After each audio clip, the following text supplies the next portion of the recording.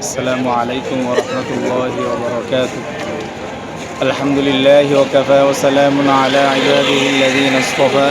أما بعد فأعوذ بالله من الشيطان الرجيم. بسم الله الرحمن الرحيم. يا أيها الرسول بلغ ما أنزل إليك من ربك وإن لم تفعل فما بلغت رسالته والله يعصمك من الناس إن الله لا يهدي القوم الكافرين. وقال النبي صلى الله عليه وسلم بلغوا عني ولو آية. صدق الله مولانا العظيم.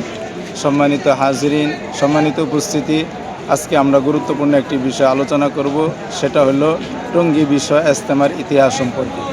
সম্মানিত উপস্থিতি, আমরা এখন বিশ্ব ইজতেমায় টঙ্গী তুরাগ নদীর তীরে টঙ্গী বিশ্ব ইজতেমায় উপস্থিত হয়েছি। আলহামদুলিল্লাহ, কিছুক্ষণ পরে ফজরের আজান হবে।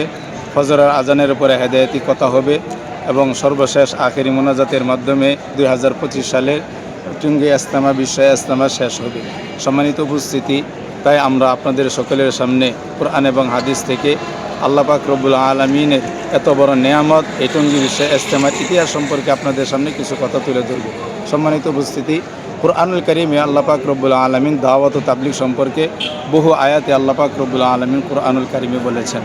তবে সূরা মাঈদা 5 নম্বর সূরা 6 নম্বর পারা 18 নম্বর পৃষ্ঠা 10, 11, 12 নম্বর লাইনে 67 নম্বর আয়াতে আল্লাহ পাক রব্বুল আলামিন হাবিবে কিবরিয়া নবী যে আকরাম সফদার দু আলম আল্লাহর হাবিবকে ইরশাদ করে বলেন, হে নবী, ইয়া আইয়ুহার রাসূল, হে রাসূল, বাল্লিগ মা উনজিলা ইলাইকা মির রাব্বিক, তোমার রবের পক্ষ থেকে তোমার কাছে যা তাবলীগ করা হয়েছে তা তুমি তোমার উম্মতের কাছে, আনেওয়ালা উম্মতের কাছে পৌঁছে দাও। এর শেষের দিকে আল্লাহ পাক রব্বুল আলামিন বলেন, নিশ্চয়ই আল্লাহ পাক রব্বুল আলামিন তাদেরকে হেদায়েত করে না, তাদেরকে পথ প্রদর্শন করে না, তাদেরকে দিক নির্দেশনা দেন না যারা আল্লাহকে অস্বীকার করে, যারা আল্লাহকে মানে না। সম্মানিত উপস্থিতি, বিশ্বনবী রহমতের নবী সরদারে দু আলম নবী হাবিবে কিবরিয়া নবী রসুল আকরাম সাল্লাল্লাহু আলাইহি ওয়াসাল্লাম বলেন, বাল্লিগু আন্নী ওয়ালাউ আয়া, আমার পক্ষ থেকে একটি বাণী হলেও, একটি কথা হলেও, একটি আয়াত হলেও, একটি উপদেশমূলক কথা হলেও কিয়ামত পর্যন্ত আনেওয়ালা উম্মতের কাছে তুমি পৌঁছায় দাও। সম্মানিত উপস্থিতি, সেই পরিপ্রেক্ষিতে আজকে আমরা 2025 সালে ঢাকা টঙ্গী তুরাগ নদীর তীরে বিশ্ব ইজতেমার আখেরি মোনাজাতের উপলক্ষে সারা বিশ্ব থেকে যত নরনারী নমে মুসলমান উপস্থিত হয়েছেন, তারও ভিতর থেকে আমরাও উপস্থিত হয়েছি। সম্মানিত উপস্থিতি, সংক্ষিপ্ত আকারে আমরা আলোচনা করছি বিশ্ব ইজতেমার ইতিহাস।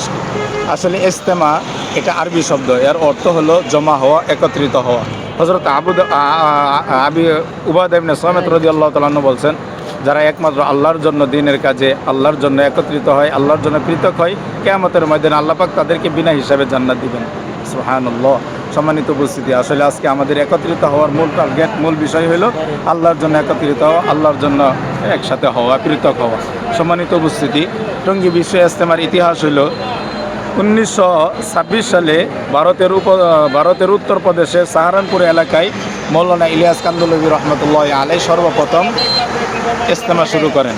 এরপর থেকে বিভিন্নভাবে বাংলাদেশে বিভিন্ন জায়গায় ইজতেমা শুরু হয়। 1946 সালে কাকরাইল মসজিদে সারা বাংলাদেশের প্রথম ইজতেমা শুরু হয়। আলোচনা করছিলাম বিশ্ব ইজতেমার ইতিহাস সম্পর্কে। 1946 সালে ঢাকা কাকরাইল মসজিদে সর্বপ্রথম বাংলাদেশে ইজতেমা অনুষ্ঠিত হয়। এরপর থেকে বাংলাদেশে বিভিন্ন স্থানে ইজতেমা হয়েছে।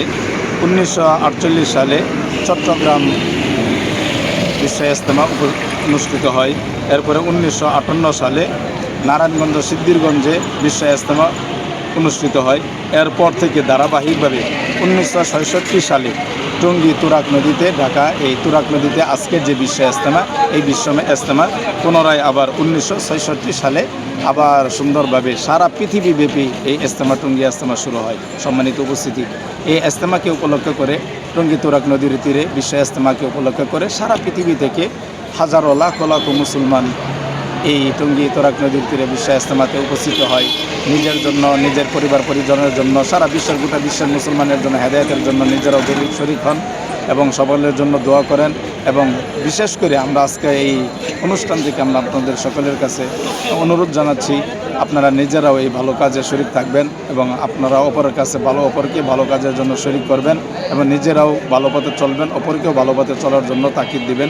আল্লাহ পাক রব্বুল আলামিন এই টঙ্গী বিশ্ব ইজতেমাকে কিয়ামত পর্যন্ত আল্লাহ পাক এই হাম কাজকে এই মাকবুল একটি জামায়াতের মাধ্যমে যে কাজ আল্লাহ পাক রব্বুল আলামিন বিশ্ব শুরু করেছেন, আল্লাহ যেন কিয়ামত পর্যন্ত এই বিশ্ব ইজতেমাকে আল্লাহ পাক রব্বুল আলামিন কবুল করেন। সম্মানিত উপস্থিতি, আরেকটি অত্যন্ত গুরুত্বপূর্ণ বিষয়, সেটা হলো আমাদের বাংলাদেশে অতি আবেগী কিছু মানুষ, কিছু মুসল্লি, কিছু দাওয়াত তাবলীগের কিছু সাথী ভাই, কিছু ধর্মপ্রাণ মুসলমান, যারা অতি আবেগের সাথে এই কথাটা আমরা অনেকেই বলে ফেলি আমাদের মূর্খতা, জাহালাত, অজ্ঞতা থাকার কারণে, আমাদের সঠিক এলেম না থাকার কারণে।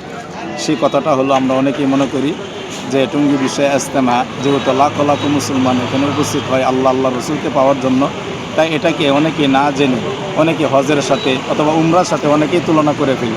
অনেকেই মনে করি হজের মতনই এটা সব, অথবা উমরার মতনই এটা সব, অথবা অনেকেই মনে করি টঙ্গী বিশ্ব ইজতেমায় 2 বার অথবা 5 বার অথবা 10 বার উপস্থিত হতে পারলে হয়তোবা এক হজ অথবা এক উমরার সব পাওয়া যাবে।